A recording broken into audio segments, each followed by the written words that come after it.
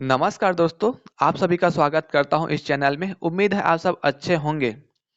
दोस्तों, आज जो है शिक्षक भर्ती मामले का हाई कोर्ट में सुनवाई हुआ था और आज डीएड बीएड जो मामला था, है ना, जिसका आज फाइनल डिस्पोजल होना था, पिछले जो सुनवाई होते हुए आया है उसके हिसाब से जब लास्ट बार सुनवाई हुआ था 18 जनवरी को, तो आज 13 फरवरी में फाइनल हो जाएगा करके, फाइनल डिस्पोजल करके आर्डर कॉपी में लिखा करके भी आया था। इसका आज सुनवाई खत्म हो गया है। क्या हुआ है आज के बारे में पूरा डिटेल से बताएंगे, आप लास्ट तक वीडियो को देखिएगा। तो देखिए, आज जो हुआ था उसमें केस का सुनवाई स्टार्ट होता है। केस जैसे स्टार्ट होता है, केस नंबर बताया जाता है, जज साहब अपना माथा पकड़ लेता है कि भाई ये तो वही केस है, डीएड बीएड वाला मामला अब तक चल रहा है करके, और तुरंत सुनवाई स्टार्ट होते नहीं रहता है। और या तक तो मुझे डेट देखने के लिए स्टार्ट करते हैं, है ना, वो फिर डेट देना स्टार्ट सोचते हैं कि हम सीधा 27 तारीख को सुनते हैं करके।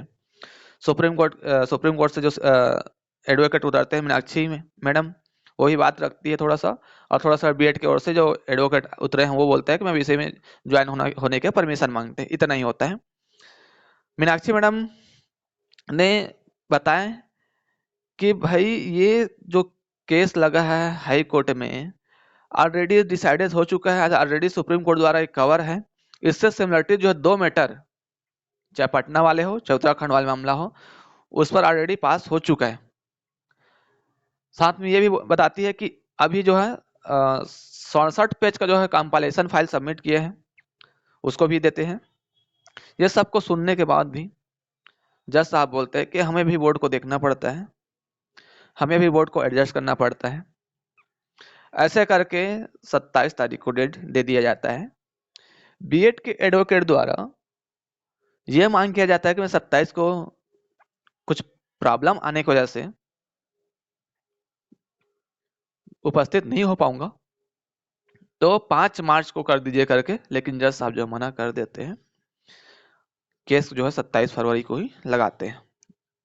ठीक है, बात यह है कि 21 अगस्त को जिस हाई कोर्ट ने ये ऑर्डर पास किया था कि प्राथमिक शिक्षक में जिस प्रकार सुप्रीम कोर्ट ने ऑर्डर दिया है उसी प्रकार केवल डीएड वाले ही शामिल होंगे, उसको जब 29 अगस्त को अंतरिम राहत दिया जाता है और मेरिट एंड लॉ के हिसाब से आर्गुमेंट करने के लिए डायरेक्शन दिया जाता है।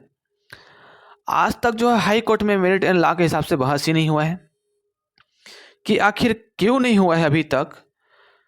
5 अक्टूबर निकल गया, 28 नवंबर निकल गया, 18 जनवरी निकल गया और आज 13 फरवरी भी निकल गया। कई बार फाइल को जमा करने के लिए डेट बढ़ा, कई बार आईए लगाने के लिए डेट बढ़ा, तो कई बार लास्ट टाइम हुआ था उसमें आप देखे होंगे कि विपक्ष के एडवोकेट द्वारा सर्जरी करवाने के कारण ही डेट बढ़ा, और इस बार भी बोर्ड को एडजस्ट करने के कारण डेट बढ़ गया। अब बताइएगा।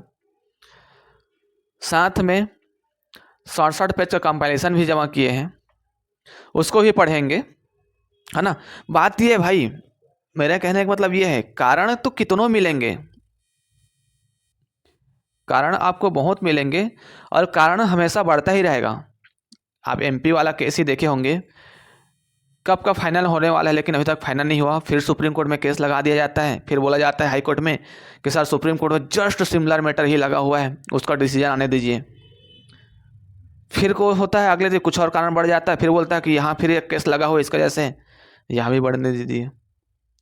आप समझ रहे हैं इस चीज़ को कि मतलब जो व्यक्ति परेशान है, जिसको न्याय मिले करके टकटकी लगा करके हाई कोर्ट की ओर नज़र बनाए रखे हैं, जो वास्तविकता में जिसको ज्वाइनिंग करना चाहिए वो आज बाहर है और देख रहे हैं कि जल्द से जल्द न्याय मिलेगा करके, लेकिन न्याय नहीं मिल रहा है।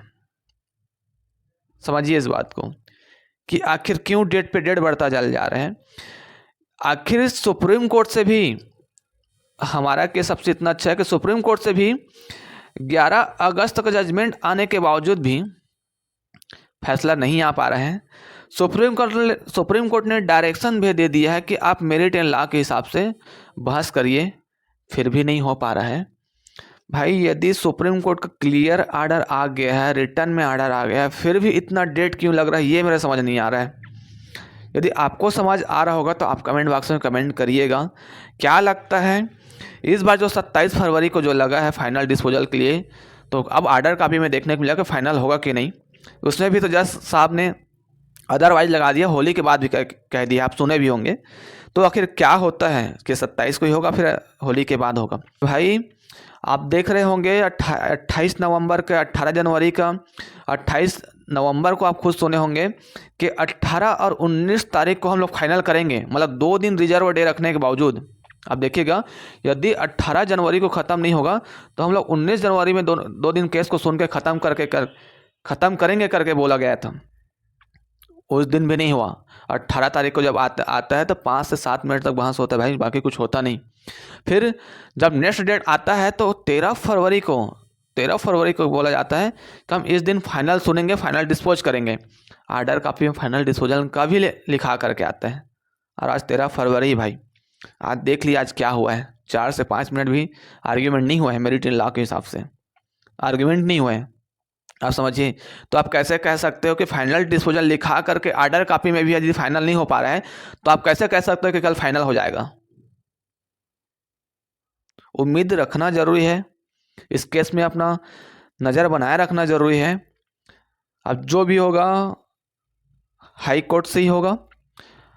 अब देखते हैं 27 फरवरी को क्या होता है, क्या उस दिन फाइनल आ पाएगा, क्या जितने भी विद्यार्थी जो पीड़ित हैं, प्रताड़ित हैं, उसको न्याय मिल पाएगा। अब ये तो 27 फरवरी को ही पता चलेगा। मैं आपको मिलूंगा नई वीडियो में मेरे दोस्तों। आप लोग का सपोर्ट हमेशा बना ही रहे और ऐसा ही बना रहे। इस वीडियो को अधिक से अधिक लोगों तक शेयर करिए। मैं आप लोगों को मिलूंगा नई वीडियो में। तब तक के लिए जय हिंद, जय जोहार, जय छत्तीसगढ़।